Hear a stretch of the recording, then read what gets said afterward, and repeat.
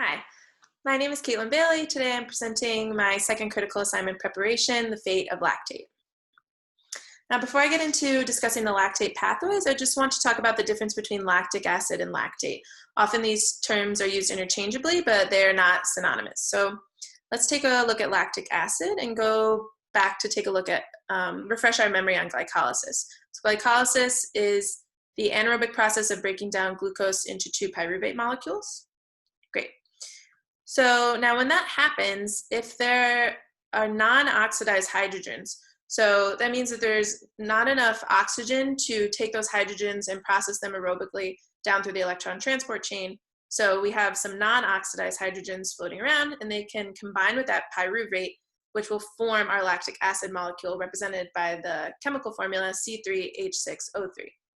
Now in normal circumstances within the body, that lactic acid will dissociate to release a hydrogen ion, and then we come over to the other side. So that disassociated molecule can bind with potassium or sodium, and it'll become the acid salt lactate.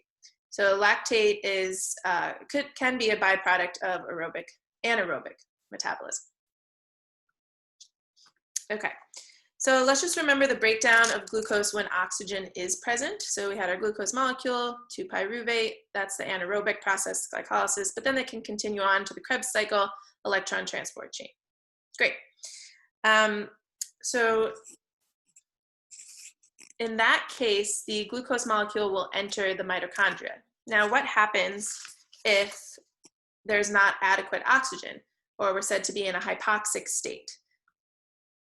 The pyruvate from glycolysis will actually stay in the cytosol and will interact with an enzyme called lactate dehydrogenase, give us our lactic acid, dissociate to lactate.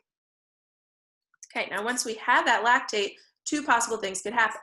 It could either diffuse into the bloodstream, be buffered and removed, or sent to the liver, where it can be used as a substrate for glycogen synthesis.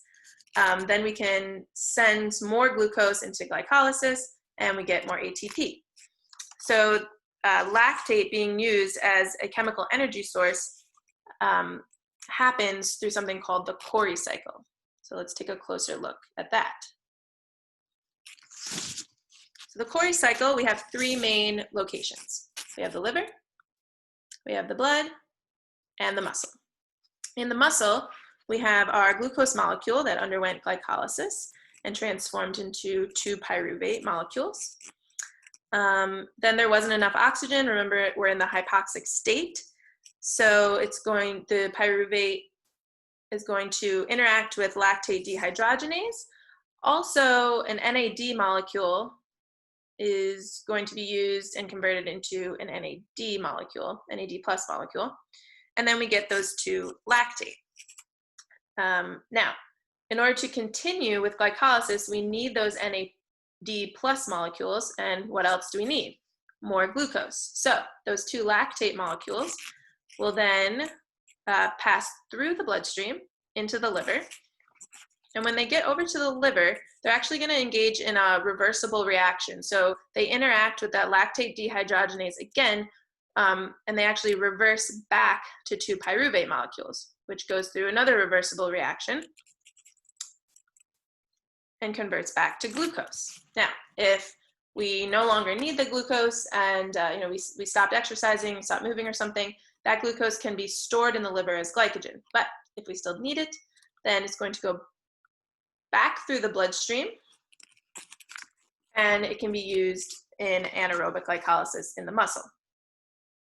So this process taking place in the liver is known as gluconeogenesis. And it allows us to continue with this anaerobic glycolysis, which is going to give us more energy to continue our muscle contractions. Now, this whole process in the Cori cycle, using lactate as a substrate to resynthesize glucose, is going to help us continue glycolysis, right, because it's giving us glucose, and the whole process also gave us those NAD plus molecules, but it's also going to prevent the lactic acidosis, or the buildup of lactate in the blood.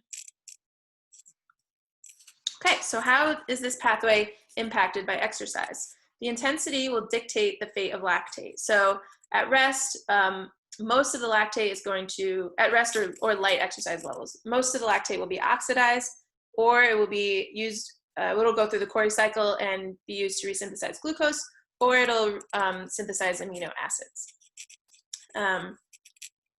During the moderate or strenuous exercise, lactate production will increase exponentially. So your exercise intensity is increasing, you don't have enough oxygen availability, so you can't oxidize the lactate, and at some point the substrate conversion cannot keep up with the amount of lactate that is being produced. So let's take a look over here at our graph. So we have heart rate that's represented by the linear line here with the red squares, and then the green circles shows our blood lactate curve. So at low intensity, we have a pretty flat line, and then at a certain point, it's going to shoot up exponentially because the oxidation and the substrate conversion cannot keep up with the lactate production. So in a healthy, untrained individual, this happens around like 50 to 55% of VO2 max, typically. So I said untrained because aerobic training adaptations can shift this curve. So the blood lactate threshold, or that point where the green dots take a sharp turn up, it can actually occur at higher intensities. So if you're training, your blood lactate threshold might not, instead of 50 to 55% of VO2 max, we might be talking 65 to 75% of VO2 max. Now that is happening because we have increased capillary density, having more mitochondria, so you can engage in more aerobic metabolism in general, and then you're also training higher levels of lactate turnover and conversion into a substrate.